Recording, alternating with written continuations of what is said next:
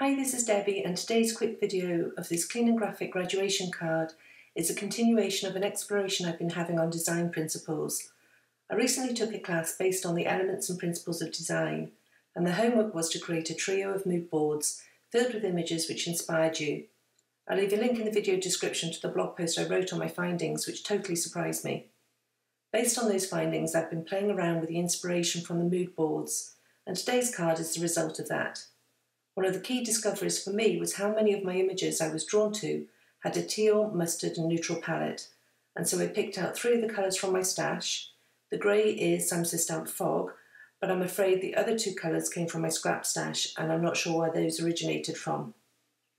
I used the smallest hexagon die from Stamp's Perfect Shapes dies and cut multiple hexagons from the 3 colours. I added Scrapbook Adhesives foam squares to the back of each hexagon, and then using a T-square ruler to help me align the hexagons straight, I added them to a piece of white card.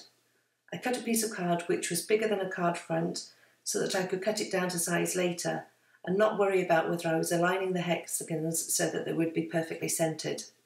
Originally I planned on using 6 rows of hexagons, but once I got those aligned, I realised I needed another row, so I die cut and attached another row of teal hexagons to finish the pattern, and then trimmed the panel to fit an A2 size card and attached it to a white card base cut and scored from Neenah Solar White card in the £110 weight. I placed the card in a MISTI and stamped a greeting for the inside of the card from the RAD GRAD set by CZ Design. I also used that set to stamp and die cut a Schools Out Forever sentiment and a graduation cap for the front of the card. I'm testing out a new ink to me. This is the Ink on 3 Blackout Detail ink, which I wanted to see how it coped with sentiments. I stamped it twice, but I usually do that for all my stamping, and I was happy with how it coped with the solid areas as well as the detail of the stamps. The exciting thing about this ink is it's waterproof and so can be used for watercolouring, but also you can use alcohol markers with it too. I'm trying out this ink moving forward, and I'll let you know how I get on. I added foam squares to the back of the Schools Out Forever sentiment and graduation cap, and then attached them over the hexagon pattern. To finish this card, I dug out my stash of enamel dots and found 2 toning colours to add in a trio around the sentiment. I think the great thing about this clean and simple design is it can be adapted to the school colours of the graduate, and I love the quirky sentiment for the inside of the card too.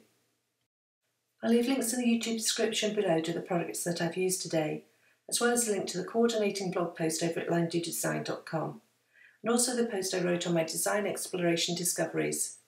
I want to thank you for joining me today, and if you've enjoyed this tutorial, I'd be delighted if you subscribe to this channel. Thanks, and I'll see you next time.